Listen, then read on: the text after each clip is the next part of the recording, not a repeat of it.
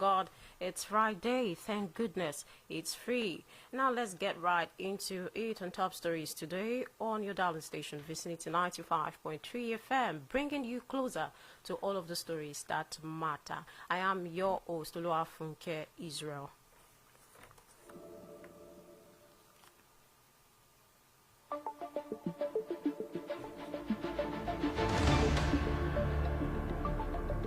And looking at the front page of The Nation, how federal government deploying fuel subsidy savings by Oyedele, LCCPC seeks tighter control to product electricity consumers. Tinubu Obasanjo, Aguri Iransi, a patriot. Shetima leads mourners at Alaji's burial, and that's on The Nation.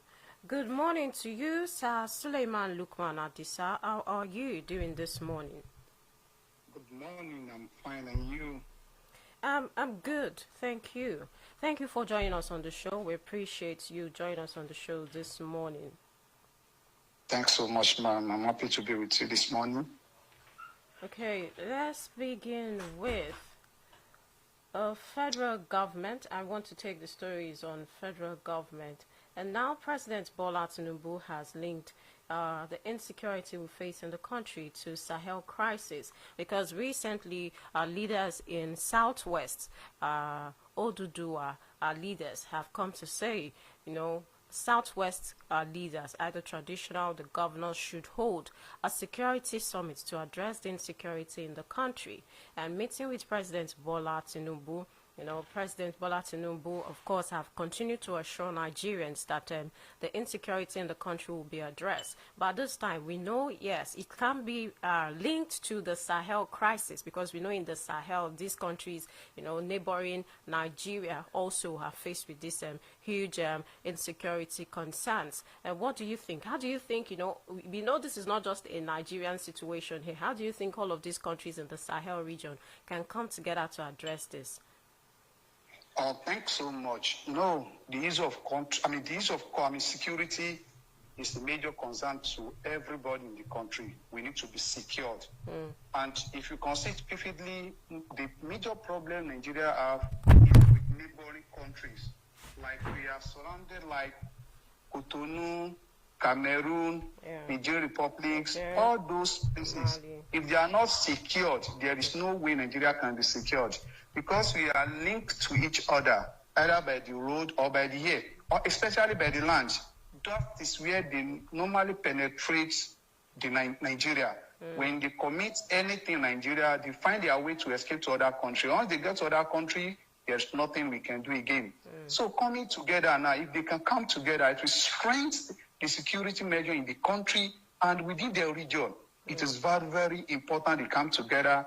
They work together to eliminate all these terrorists, bandits, and all kinds of crimes in the country. So I think it's a very good idea if I thought they can come together, and I believe they can come together. In as much we have ECOWAS, we have ECOMOG, so if we can have something like that, they establish it, they are working. I'm very sure that they can come together to work together to eradicate or to eliminate or to reduce the rate of crime across the countries. Okay. And now let me come to you, this issue of Orire. Despite the children have been rescued and their teachers, and that really brought relief to Nigerians. But there's still some circumstances surrounding it, even where we've heard that, suspects involved in that adoption, some of them have even faced court sentences. And now President Bola Tinubu said they track and arrested kidnappers' families, just to ensure that they release these people. But Governor Engineer Sheyi Makinde of Oyo State has decided that he is going to probe, this particular Orire local government, Orire kidnapping. And Makinde constitutes judicial panel to probe Orire adoption. And he has set up a judicial commission of inquiry to investigate the adoption of pupils and teachers from Inele and Yawata communities in Orire local government. According to the Commissioner for Information and Civic Orientation, who made this known on Thursday, he said that the commission was expected to determine the circumstances surrounding the adoption and identify the factors that led to the security breach. This is not the first time we've heard of, adoption in or any form of attack or violence. We heard at the National Old Park how people were shot dead at the time, and this also, when the story of Orire broke out, we also heard, these people were hiding around, the old national park and all of that. But Governor Seyi Makinde has continued to think that there is other thing to that particular kidnapping. Maybe it's politically motivated and all of that. And saying that at this point, him and the president, Bola Ahmed Tinubu, they are not in sync, since he has declared his intention to run for the presidency. He's coming at loggerheads against the incumbent president and all of these concerns. So he is determined to probe it, even despite we've heard of reports and all of the information the government has given us, the military chiefs have given us. But still, he is determined. Do you think there is more to this than meets the eye? And thanks so much for this that you bring up. Actually, I want to say very big thanks to the security personnel in Nigeria. They did a wonderful job. In case of that, or the local government, because national park, Oyo State is one of the largest states in Africa, and national park links to another country. The issue of the Chibos game in 2014. What they did is this: immediately they abducted the children. The DSS now, they before they respond, it was late. So they've already divided the children into different leaders. That's what brought the problem. But immediately the issue of Orire local government happened. They've already surrounded the park so that they don't have opportunity to escape to another country. They did a very good job. And if you can recall vividly, when Freddie Darkman came to Ibadan, when Makinde was addressing him, he said something on that very particular that the issue of security is beyond his own capacity. That is, it is not in control of the soldier, policemen. He can only render the assistance. And they came in, thank God they were able to rescue the children. Now, and though I didn't support the life sentences. Once you are killed, they're supposed to kill the person. That is very simple and straightforward, because it is glaring. Everybody knows that they kill like two teachers, if I'm not mistaken, and they are responsible for it. In as much they have been captured and they know they've confirmed that they are the one that killed the man, they ought to kill them. So I'm not in support of the life imprisonment. I'm not in support of it. Like once you kill and you have the evidence that they kill the person. So that if you kill, if anybody have intention of killing again, I think there are 190 people will not do it. You get it now. Then coming back to the issue of Engineer Seyi Makinde that want to probe, or say that it's politically motivated. The day they rescued the children, it wasn't around that very particularly. All what is seen to me is political motivated. In as much as has declared his intention to run for presidency, and the president claimed the glory that he had. He was challenged. Some people challenge him. So this is the political arena. Everybody would like to play the politics with everything, even with the life of people. That's what they are doing. So probing again, I don't think anything is there, because he said himself that he's not in charge of the forces. So if whatever that happens, they have to seek opinion from the federal government. And the federal government, if you know what happened yesterday, President Ahmed Tinubu said that they are the one that rescued these children. They are the one. So I don't think there's anything about the probing again. But what I'm after is this: they should not, the life they ought to kill them, in as much it has been confirmed they are the one that kill these people, this country. So that is my own view. Not only teachers, all of us, nobody is safe in this country again. They kidnap here, kidnap there, and African, as I said, international law that put limitation even to the federal to the country entirely, because the country, the park have something like that. I think it's under the national country. It is not. It's beyond the capacity of the country itself. But in as much the president came in, they tried their own best. I think I love it. And the issue of the Obas in that they have to form, that is what led to the issue of Amatekun. the other day. It's the issue of Amatekun is all the Southwest governors that they came to. Yeah. To create they held the meeting also to strengthen the security mayor in Yoruba land and the Southwest. Although they are still using those people for another thing. But at least the issue of Amatekun, they've strengthened the issue of security mayor in the country. So and I say very big thanks to them and kudos to them. So the movement, I love it if they can yield positive thing because we need to be protected. As much as we know we are secured, we can do anything and we move forward. But a country that is not secure, investors will not come, students will not go to school, even we cannot sleep and close our eyes because of the security mayor. May God be with us. Yeah, so before we let you go this morning, let's come to Osun because soon, in less than 14 days, today is 30th, Osun gubernatorials is in 14 days because on 15th of August, we will be going to the polls, God's grace, sparing our lives to that day. And now, it's no news that when election is coming like this, you have all political parties and their candidates sign a peace accord, and Governor Ademola Adeleke was present, and other Obas, even the INEC chairman, Professor Joash Amukpito, and the governorship candidates of All Progressives Congress and other 12 candidates have signed a peace accord.